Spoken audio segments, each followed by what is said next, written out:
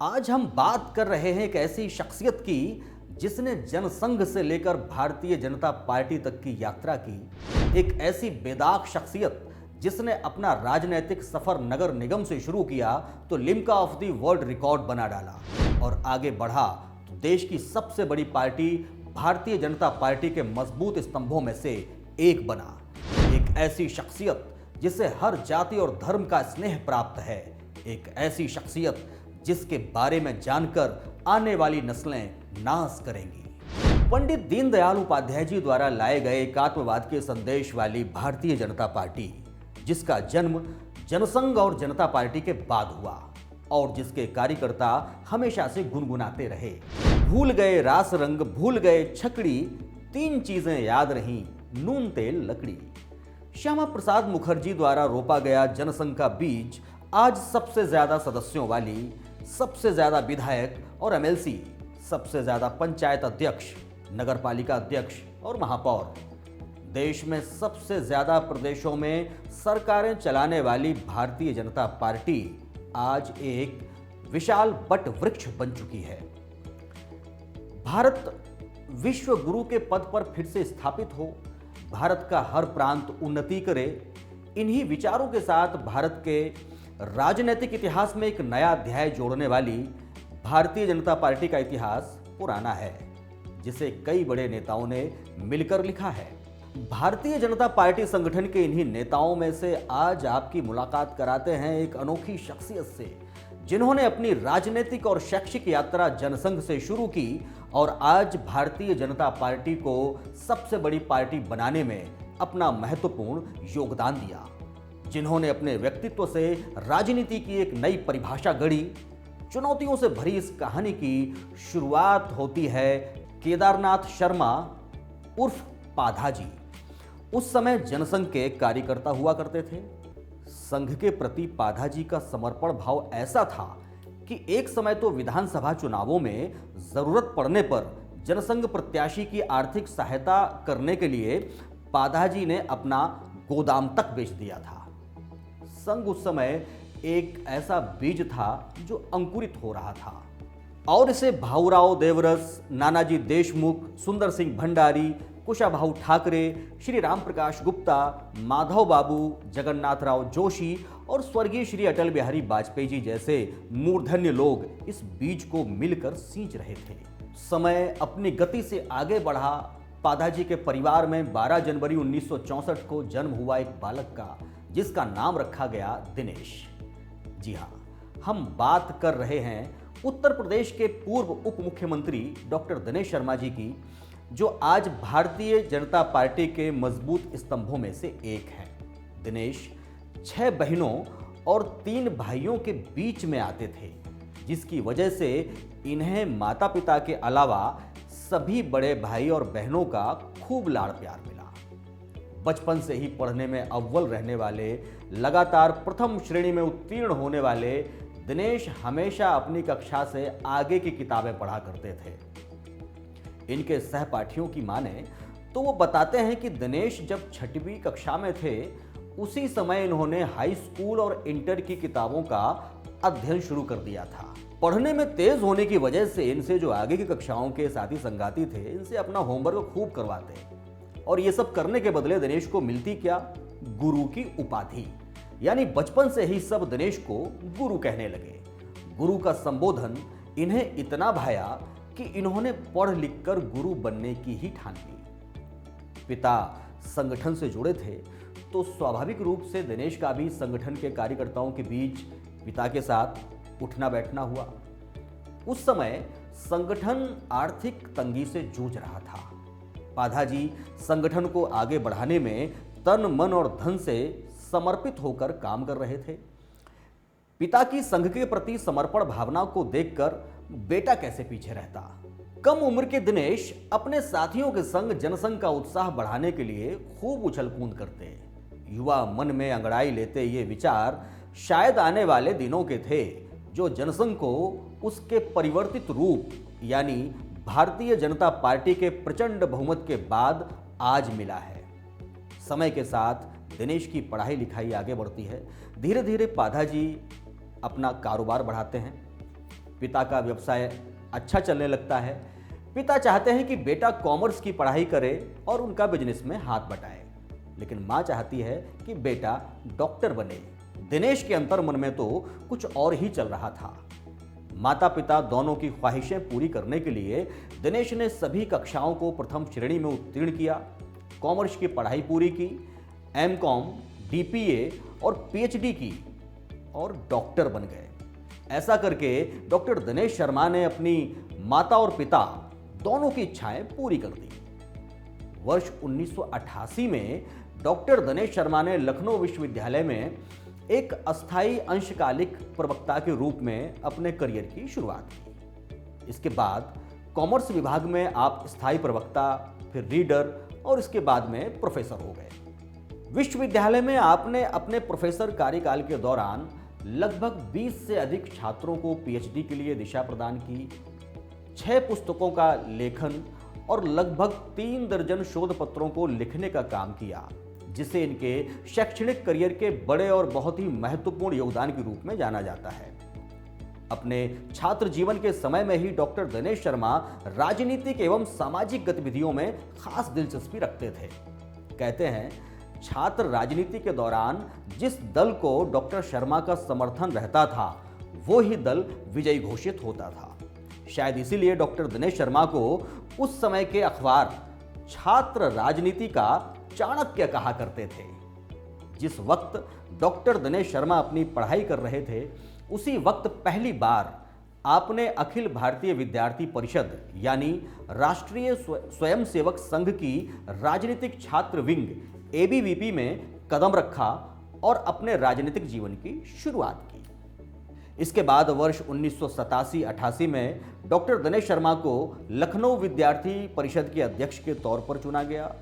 इनके साधारण, सरल जीवन और बेहतर राजनीतिक परिणामों के चलते इन्हें सबसे पहले 1990 में प्रदेश भारतीय जनता युवा मोर्चा का प्रदेश उपाध्यक्ष बनाया गया और वर्ष 1993 में इन्हें भारतीय युवा जनता मोर्चा के प्रदेश अध्यक्ष पद के लिए चुना गया और इस पद पर आप 1998 तक रहे।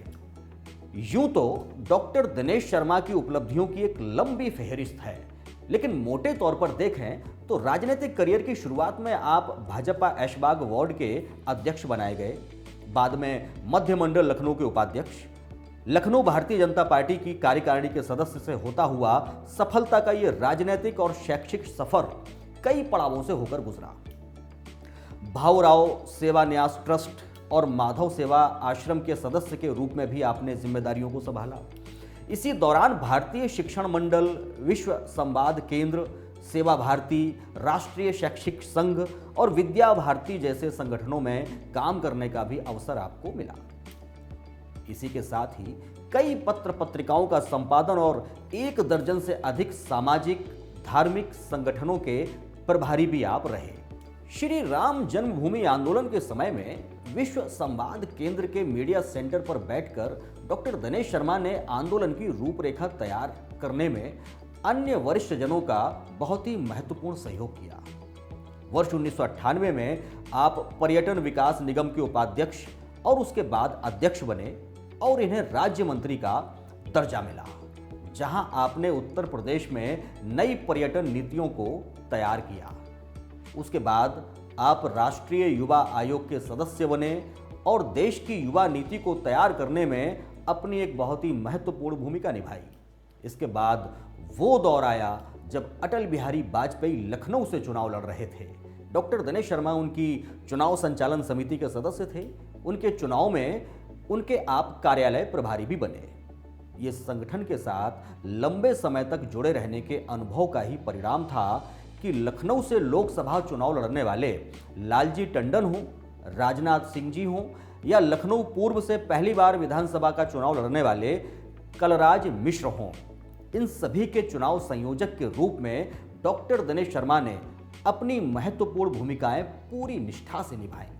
डॉक्टर दिनेश शर्मा का शैक्षिक और राजनीतिक सफर धीरे धीरे आगे बढ़ रहा था और दूसरी तरफ अटल बिहारी वाजपेयी के नेतृत्व में भारतीय जनता पार्टी की सरकार धीरे धीरे राजनीति में अपनी जड़ें मजबूत कर रही थी। संगठन के प्रति समर्पण, एक साफ सुथरा व्यक्तित्व और अध्ययन अध्यापन से भरपूर अच्छा एकेडमिक रिकॉर्ड देखकर संगठन की नजर एक खास मकसद से डॉक्टर दिनेश शर्मा पर पड़ती है। ये साल था 2006, जब एक दिन डॉक्टर दिनेश शर्मा के नंबर पर एक फोन आता है।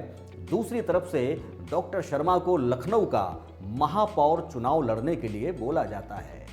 फोन अटल बिहारी वाजपेयी जी का था। वाजपेयी जी का आदेश डॉक्टर दिनेश शर्मा के लिए एक गुरु आदेश था। जिम्मेदारी बड़ी थी, लेकिन गुरु को निराश भी तो नहीं कर सकते थे। इस जिम्मेदारी को आखिर निभाया कैसे जाए? ना पैसे की व्यवस्था, ना कोई दूसरे संसाधन, आखिर चुनाव लड़े तो कैसे? इस सवाल को जब डॉक्टर शर्मा ने अटल जी से पूछा तो उन्होंने अपने चिर परिचित अंदाज में हंसते हुए मुस्कुराते हुए कहा कि चुनाव पैसों और संसाधनों से ही नहीं लड़ा जाता, बल्कि व्यक्तिगत छवि और प्रयत्नों से भी लड़ा जा सकता है। डॉक्टर शर्मा बोले, क्या अटल जी आप हमारे चुनाव में आएंगे? अटल जी ने कहा कि पार्टी के दूसरे काम देखने के चक्कर में नगर निगम के चुनाव में जाने के लिए अभी वक्त तो नहीं है, लेकिन मैं तुम्हारे लिए कोशिश करूंगा। नामांकन होता है, 2006 में चुनाव की घोषणा की जाती है, सभा का आयोजन कपूरथला पर तय किया जाता है। भारी भीड़ इकट्ठी होती है। लोगों को इंतजार था अटल जी का। लोगों में उत्साह था कि अटल जी आने वाले हैं। 2006 की उस जनसभा में मैं भी एक भीड़ का हिस्सा था।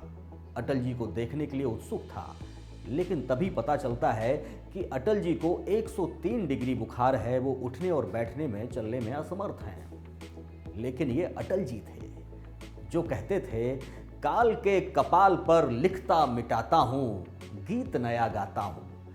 बुखार और कमजोरी की परवाह किए बिना डॉक्टर शर्मा के आग्रह पर अटल जी कुछ मिनट के लिए मंच पर आते हैं। मैंने अटल जी को पहली बार कमजोर देखा।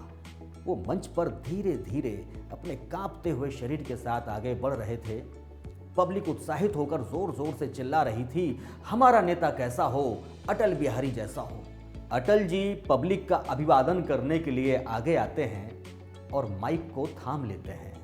अटल जी आहिस्ते से अपने अंदाज में बोले, आप ऐसा नेता चाहते हो जो धीरे धीरे चले?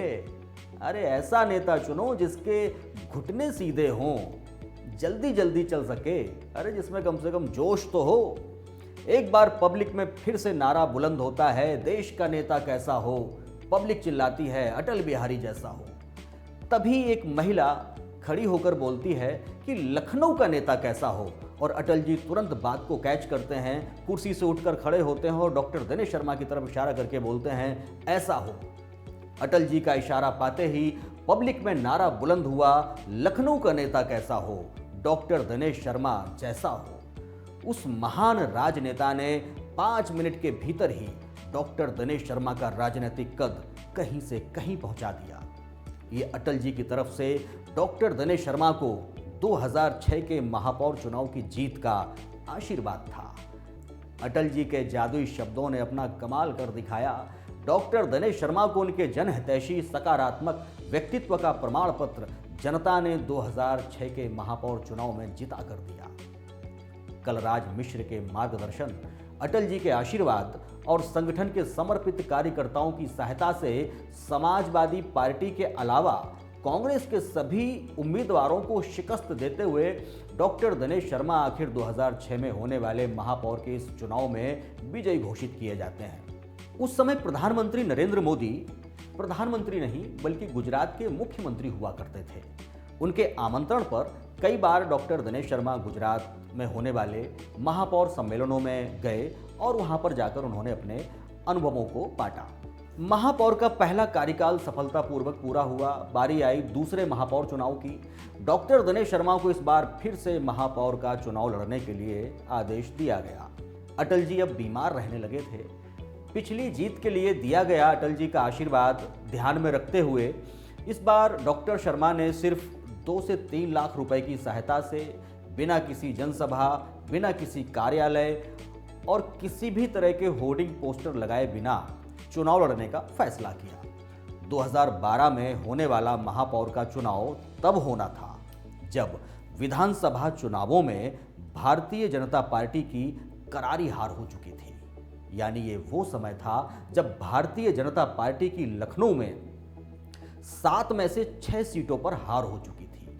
भाजपा की इस हार के लगभग 2 महीने बाद ही महापौर का चुनाव था। इस महापौर चुनाव के लिए पूरा विपक्ष एकजुट था, यानी कांग्रेस को सभी दलों ने अपना समर्थन दे दिया था। समय विपरीत था।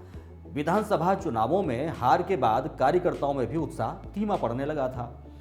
लेकिन डॉक्टर दिनेश शर्मा के आह्वान पर एक बार फिर से महापौर का चुनाव जिताने के लिए कार्यकर्ता नए उत्साह के साथ आगे बढ़े और एक बार फिर लखनऊ के 110 वार्डों में से अधिकांश वार्डों पर डॉक्टर दिनेश शर्मा ने जीत का परचम लहरा दिया। 2012 में डॉक्टर दिनेश शर्मा दूसरी बार विजयी हुए थे। सबसे अधिक मतों से जीतने पर डॉक्टर दिनेश शर्मा का Limca book of the world record में भी नाम दर्ज किया गया और दिल्ली में लाल कृष्ण आडवाणी, मुरली मनोहर जोशी और राजनाथ सिंह जी द्वारा इनका अभिनंदन भी किया गया। जब नरेंद्र मोदी प्रधानमंत्री बने तो अमित शाह जी को भारतीय जनता पार्टी का राष्ट्रीय अध्यक्ष बनाया गया और डॉक्टर दिनेश शर्मा को राष्ट्रीय उपाध्यक्ष बनाया गया। ये संगठन के अलावा नरेंद्र मोदी का डॉक्टर शर्मा पर व्यक्तिगत भरोसा था, जो डॉक्टर शर्मा ने अपनी कर्मठता, कर्तव्यपरायणता और निष्ठा से जीता था। डॉक्टर दिनेश शर्मा को भारतीय जनता पार्टी के सबसे बड़े कार्यक्रम सदस्यता महाअभियान का राष्ट्रीय संयोजक बनाया गया, जहां इनके पास चीन की पीपुल्स पार्टी के 8 करोड़ की सदस्यता संख्या को पार करने का लक्ष्य था। इस लक्ष्य को पूरा करने के दौरान डॉक्टर दिनेश शर्मा को देश के प्रदेशों के कई विभिन्न जनपदों में प्रवास करने का अवसर मिला, कार्यकर्ताओं से भेंट हुई और ये अवसर देश के अलग अलग प्रांतों में पार्टी की मजबूती अनुभव करने का भी एक महत्वपूर्ण अवसर था दिनेश शर्मा जी के लिए। इस महाअभियान का राष्ट्रीय संयोजक बन जाने पर राष्ट्रीय अध्यक्ष अमित शाह के नेतृत्व में डॉक्टर दिनेश शर्मा ने सदस्यों की संख्या 11 करोड़ से ऊपर पहुंचा दी, जो कि एक रिकॉर्ड बन गया। 3 साल से ज्यादा डॉक्टर शर्मा भारतीय जनता पार्टी के राष्ट्रीय उपाध्यक्ष के रूप में पूरी निष्ठा और समर्पण भावना से कार्य करते रहे। सदस्यता महाअभियान के संयोजक के अलावा डॉक्टर दिनेश शर्मा गुजरात प्रदेश के प्रभारी भी बनाए गए। डॉक्टर दिनेश शर्मा के रूप में अटल बिहारी वाजपेयी जी के बाद ये एक ऐसा ब्राह्मण चेहरा उभर कर आया जिसे हर धर्म और जाति के लोगों का स्नेह प्राप्त था। भारतीय जनता पार्टी को इसका लाभ भी खूब मिला। भाजपा को गुजरात में सफलता मिली। इसी दौरान हरियाणा में मुख्यमंत्री चयन और राजस्थान में प्रदेश अध्यक्ष के चयन में भी डॉक्टर दिनेश शर्मा प्रभारी बनाकर भेजे गए, जहां इन्होंने अपने विवेक, बुद्धिमत्ता से सही और सटीक निर्णय लेने में सरकार की सहायता की। ये डॉक्टर शर्मा के सर्वधर्म समभाव वाले व्यक्तित्व का ही कमाल था कि इनकी सभी जनसभाओं में हर जाति, धर्म और संप्रदाय से जुड़े लोग बढ़ चढ़कर दिखे। 2017-2019 के चुनावों में नजर डालें तो इनकी जनसभाओं के दौरान भारी संख्या में ब्राह्मण और बुद्धिजीवी वर्ग ने हिस्सा लिया। इनकी सर्वधर्म समभाव की नेतृत्व क्षमता का अंदाजा इसी से लगाया जा सकता है कि डॉक्टर दिनेश शर्मा को ब्राह्मण और बुद्धिजीवी यानी किसी भी धर्म या जाति से जुड़े शिक्षित वर्ग ने सहज रूप से स्वीकार किया। जब 2017 में उत्तर प्रदेश के भीतर योगी आदित्यनाथ की सरकार बनी, उस समय डॉक्टर शर्मा को उप मुख्यमंत्री पद का दायित्व दिया गया। उप मुख्यमंत्री बनने के अलावा इन्हें साइंस एंड टेक्नोलॉजी, आईटी, माध्यमिक शिक्षा, उच्च शिक्षा जैसे महत्वपूर्ण 4 मंत्रालय भी दिए गए। डॉक्टर शर्मा के कुशल नेतृत्व में इन 4 मंत्रालयों में से 3 मंत्रालयों को राष्ट्रीय स्तर पर एक नई पहचान मिली। इनके अंडर में आने वाला माध्यमिक शिक्षा विभाग एक ऐसा मंत्रालय था जिसमें इन्होंने बिना एक भी पैसा खर्च किए नकल विहीन परीक्षा के सपने को साकार करके दिखा दिया। उप मुख्यमंत्री डॉक्टर दिनेश शर्मा जी के नेतृत्व में ही आजादी के बाद पहली बार पाठ्यक्रम में परिवर्तन किया गया, जिसमें एनसीईआरटी पाठ्यक्रम को लागू किया गया और उच्च शिक्षा में भी जो गुणवत्तापूर्ण सुधार किए जा सकते थे वो किए गए। उच्च शिक्षा के लिए विश्वविद्यालयों में पंडित दीनदयाल उपाध्याय शोध पीठ, भाऊराव देवरस शोध पीठ, महात्मा गांधी रोजगार सृजन पीठ, अटल बिहारी वाजपेयी सुशासन पीठों की स्थापनाएं की गई। इसी दौरान संस्कृत के विद्यालयों में जो खाली पद थे उन पर भर्तियां हुई और संस्कृत विद्यालयों के भवनों का जीर्णोद्धार भी करवाया गया। कई विद्यालयों में संस्कृत की शिक्षा प्रारंभ हुई और लखनऊ विश्वविद्यालय में संस्कृत का एक बड़ा अभिनव गुप्त संस्थान बनाकर तैयार कर दिया गया। समाचार पत्रों की माने तो उप मुख्यमंत्री डॉक्टर दिनेश शर्मा के कार्यकाल में उत्तर प्रदेश शैक्षिक क्रांति की एक मिसाल बन गया। विपक्ष में 93 यानी कि 93 सदस्य और भारतीय जनता पार्टी के सिर्फ 7 सदस्यों की पार्टी से शुरू हुआ ये सफर जब आगे बढ़ा तो वर्ष 2017 के दौरान डॉक्टर शर्मा विधान परिषद में नेता सदन बने। धीरे धीरे पार्टी ने उपलब्धियां हासिल की, सदस्यों की संख्या आगे बढ़ी। नेता सदन के रूप में हाजिर जवाबी से सरकार का पक्ष रखने में विपक्ष लोहा मानता था। अल्पमत होने के बाद भी सरकार के सभी विधेयक पास हुए। आज 37 साल के बाद योगी जी के नेतृत्व में उत्तर प्रदेश के भीतर 2/12/2022 में भारतीय जनता पार्टी की सरकार बनी है। बात 2017 के चुनावों की हो या 2019 के लोकसभा चुनावों की, डॉक्टर दिनेश शर्मा एक कुशल संगठनकर्ता के रूप में सामने आए।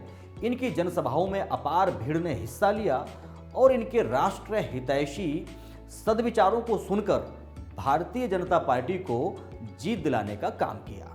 अगर इनके फेसबुक पेज को देखें तो कोरोना के बाद पिछले विधानसभा चुनावों में 1 नवंबर से 3 मार्च तक डॉक्टर शर्मा के लगभग 247 से भी ज्यादा चुनावी कार्यक्रम नजर आते हैं, जिनमें अपार भीड़ ने हिस्सा लिया।